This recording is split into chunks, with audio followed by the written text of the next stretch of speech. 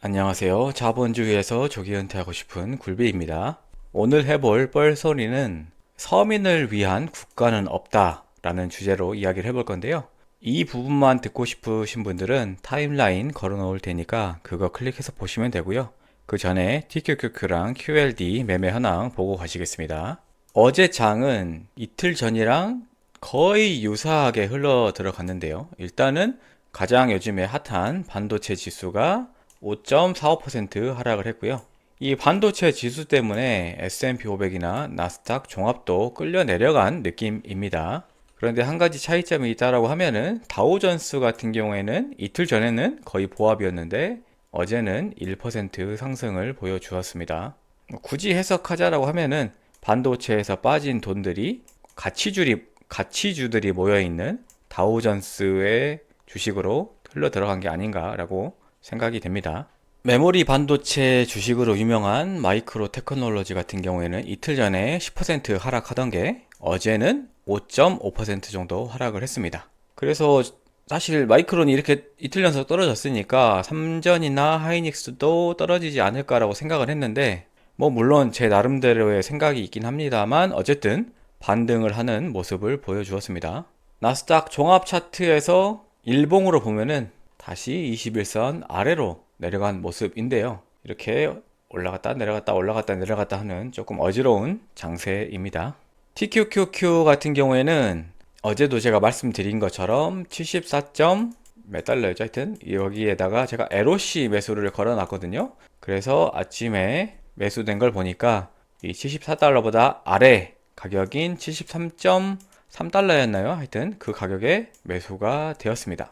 근데 LOC 매수 같은 경우에는 이 특정 가격보다 아래로 내려갔을 때 이 정도의 주식을 사라라고 주문을 거는 거기 때문에 보시는 것처럼 체결 금액이 7,920달러 정도밖에 안 되더라고요. 근데 저는 한 번 매수할 때 8,000달러씩 투입을 하고 있으니까 한 주를 추가로 매수를 해줬습니다. 그래서 현재 총 TQQQ 보유 수량은 208주고요. 이 자료 준비하는 당시에는 마이너스 100만원 평가손익이 발생한 상태입니다.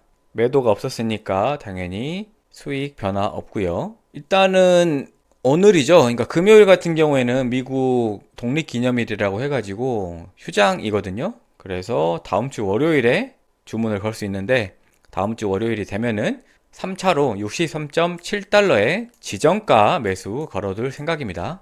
LOC 아니고 지정가입니다.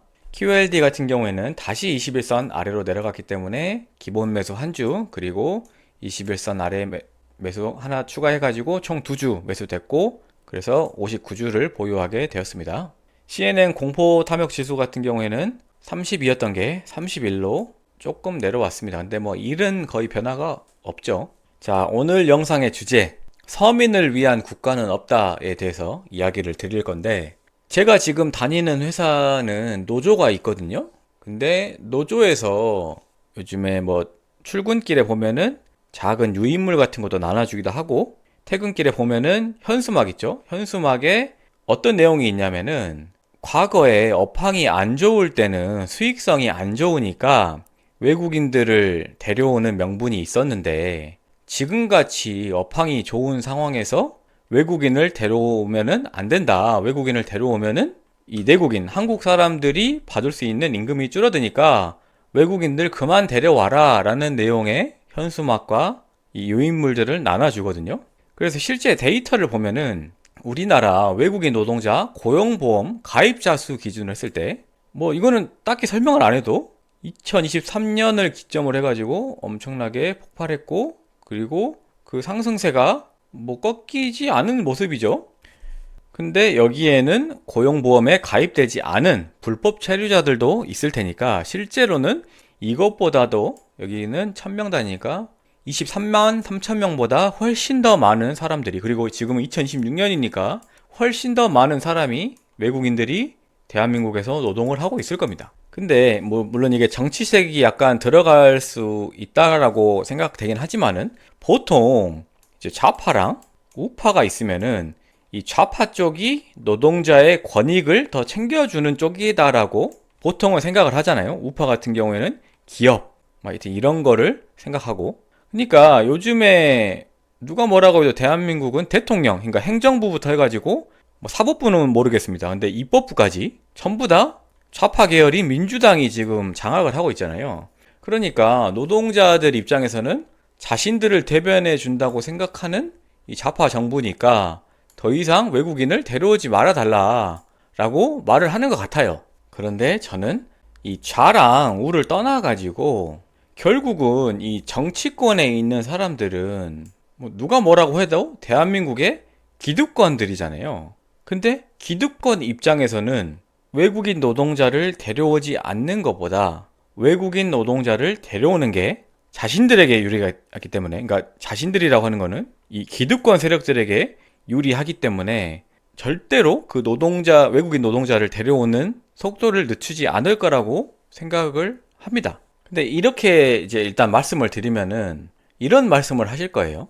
야, 지금 대한민국에 그 외국인 노동자들이 하는 일이라는 게 3D 업종 보통 뭐 더럽고 힘들고 위험한 쪽 일이기 때문에 이거 외국인들 안 들어오면은 회사가 안 돌아간다. 혹은 우리나라가 지금 하고 있는 산업들이 이 고부가 가치 사업보다는 이 외국인들이 하는 데는 저부가 가치 사업들이기 때문에 얘네들이 안 들어오면은 이윤이 안 남는다. 그러면은 회사가 망할 거고, 그러면은 일자리가 없어질 거다. 혹은 아니 이런 일이 있어도 우리나라 사람들은 그 일을 안 하려고 하지 않느냐 라고 반문을 하실 건데, 거기에 대해서 제가 다 반박은 하지 못합니다. 너무 기니까. 몇 가지만 반박을 하자면은, 그래요. 이 사람들이, 그러니까 외국인들이 지금 한국 사람들이 하고 싶지 않은 일을 와가지고 하고 있다는 말인 거잖아요. 네? 그러면은 반대로 지금 한국인들이 이러한 업종에서 일을 하지 않는 이유가 더럽고 위험하고 뭐 하니까, 그리고 무엇보다도 돈이 적으니까 그거를 안 하려고 하는 거잖아요. 그러면은 예를 들어서 임금을 올렸다고 해볼게요. 그 사람들이, 우리나라 사람들이 일할 만한 수준의 임금으로 올려졌다고 생각을 해볼게요. 그러면은 대번에 나오는 얘기가, 야, 임금이 높아지면은 그 산업의 생산성이, 경쟁력이 없어지기 때문에 그 일자리 수가 줄어들 거야 라고 말씀을 하실 겁니다. 그러면은 제가 다시 물어볼게요. 그러면은 어차피 지금 이 정도의 일을 대한민국 사람들이 안 하니까 외국인들을 데려왔다는 논리인 거잖아요. 그러면 임금을 높여가지고 이 정도의 일이 사라졌어요. 그러면은 그 사람, 그러니까 임금 노동자 입장에서는 뭐가 차이 나죠? 차이가 없어요. 어차피 이 정도의 일은 우리나라 사람들이 안 한다고요. 그러니까 이 정도의 일자리가 사라진다고 해도 임금 노동자, 대한민국의 시민권을 가지고 있는 임금 노동자 입장에서는 다를 게 없어요. 그냥 일을 안 하는 사람들은 일자리가 없어서 못 하든 임금이 낮아서 안 하든 그냥 일을 안 하는 상태인 거고, 오히려 다른 쪽에 임금을 상승하니까 어떻게 보면은 그 사람들 삶의 질은 향상이 되겠죠.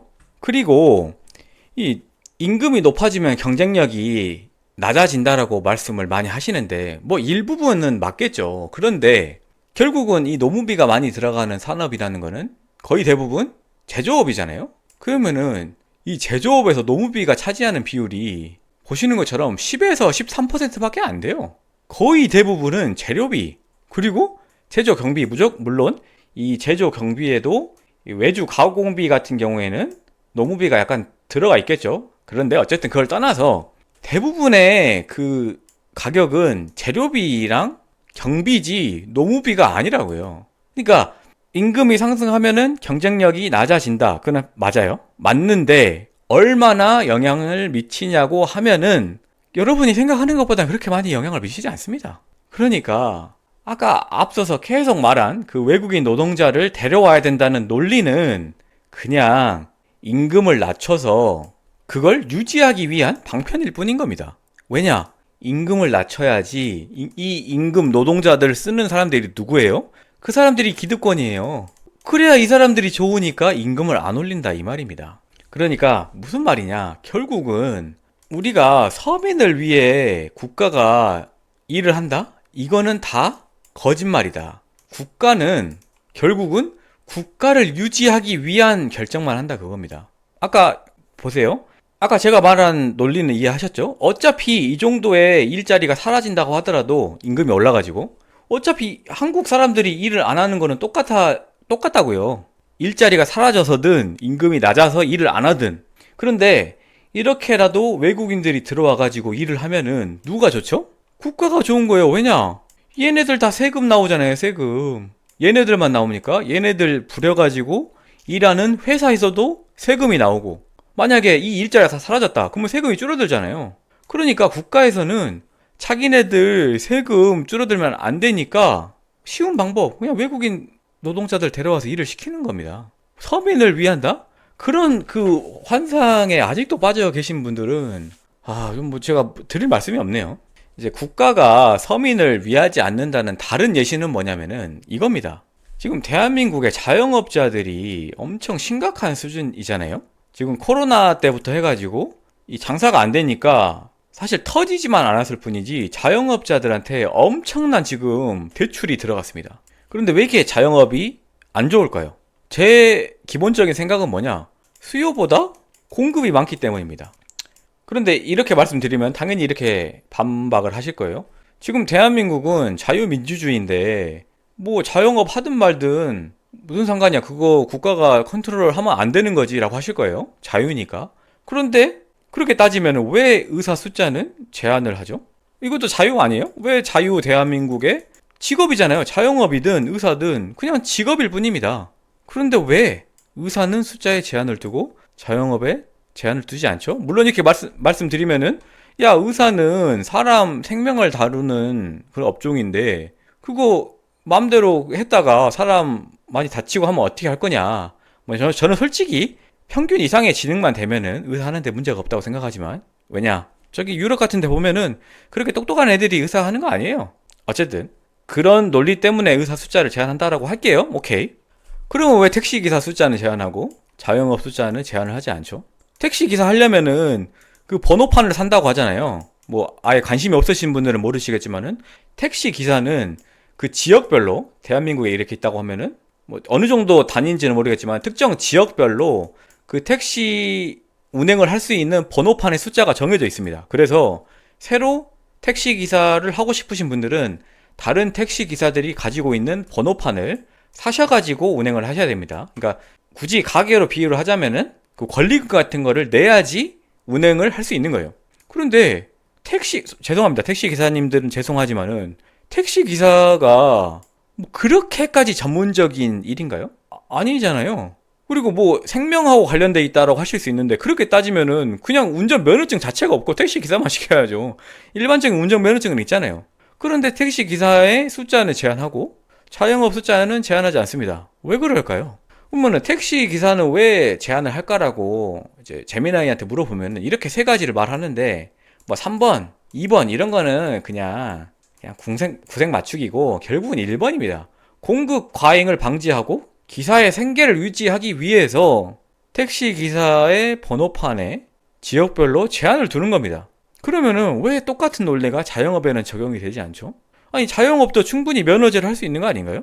아니 특정 지역에 인구가 뭐 몇 명당 커피숍이 몇 개 있어야 된다. 뭐 이제 이거는 뭐 범위가 있겠죠. 너무 타이트하게 하진 않고 어느 범위에서 커피숍이 생겨날 수 있다. 아니 음식점, 치킨집 이런 거 할 수 있는 거 아닌가요? 그런데 왜 자영업은 그 개수에 제한을 두지 않을까요?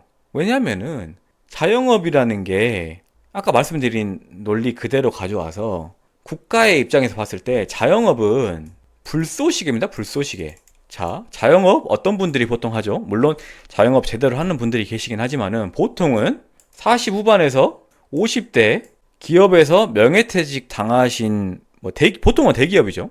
대기업에서 명예퇴직을 당하신 분들이 자기가 벌던 벌이가 있으니까 그리고 그 대기업 다니면은 약간 그런 뽕 같은 게 있잖아요. 그러니까 내가 어떻게 중소기업 이런 데 가서 일하냐. 나 일 못하겠다. 그냥 내가 창업을 할래 라고 해가지고 개업을 하시는 경우가 많잖아요. 그러면은 이때 한 2에서 3억 정도 목돈이 들어가죠.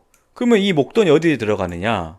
가장 먼저 이 가게 임대하는 임대로 돈이 들어가고요. 두 번째는 프랜차이즈 업종에 그 계약하는 돈, 그리고 프랜차이즈를 통해 가지고 뭐 인테리어나 식기류들, 보통은 음식점이니까 식기류들, 여러 가지 물건들을 사는 데 쓰이죠. 그리고 마지막으로 이 가게 운영하려고 하면은 뭐 한두 명 정도 알바생을 고용을 해야 되잖아요. 그러면은 이거 하나가 다 국가에서 세금을 뽑아갈 수 있는 행위들인 겁니다. 그러니까 국가는 이 자영업자가 망해서 뒤지든 말든 상관 안 해요. 그냥 이 자영업 해가지고 가지고 있는 돈 다 털어가지고 세금으로 가져갈 수 있으면은 끝이라 그겁니다. 그러니까 망하지 말라고, 폐업하지 말라고 그렇게 대출을 해주는 겁니다. 진짜 자영업자들을 생각했다고 하면은 애초에 그 자영업 시장에 진입을 못하게 해야죠. 위험하니까. 근데 그런 거 하나도 안 하죠. 이거 어려운 거 아니에요. 그냥 단위별로 국가 인구에 따라 가지고 오픈할 수 있는 숫자만 정해주면 끝입니다. 면허제 하면 끝이에요. 근데 안 한다고요. 어려운 게 아니라고요. 왜냐? 국가는 여러분들의 잘 살고 이런 게 목적이 아니라니까요. 국가는 자기들이 유지될 수 있는 게 가장 첫 번째 목표입니다. 그러니까 결론적으로 무슨 말씀을 드리고 싶은 거냐. 국가가 저나 여러분 같은 서민들 뭐 챙겨줄 거라는 그런 환상에서 벗어나시고요. 결국은 혼자서 생존을 하셔야 됩니다. 그런데 그 생존을 위해서는 제가 항상 드리는 말씀이 있죠. 가장 확정적으로 부자가 될 수 있는 방법은 뭐다? 미국 지수 추종이다. 뭐 이거에 대한 거는 영상 찾아보시면 수두룩 빽빽합니다. 그러니까 한번 찾아보시고요. 아까 제가 이 뻘소리 할 때 말씀드린 것처럼 국가가 뭐 외국인 노동자들 들여오는 거 제한해 주기를 바라면서 망상에 빠져 계시지 마시고요. 그냥 자기 삶은 자기가 챙기는 미국 주식 지수 추정으로 챙기는 삶을 사셨으면 좋겠어서 오늘 영상 촬영해 봤습니다. 오늘도 영상 시청해 주셔서 감사합니다.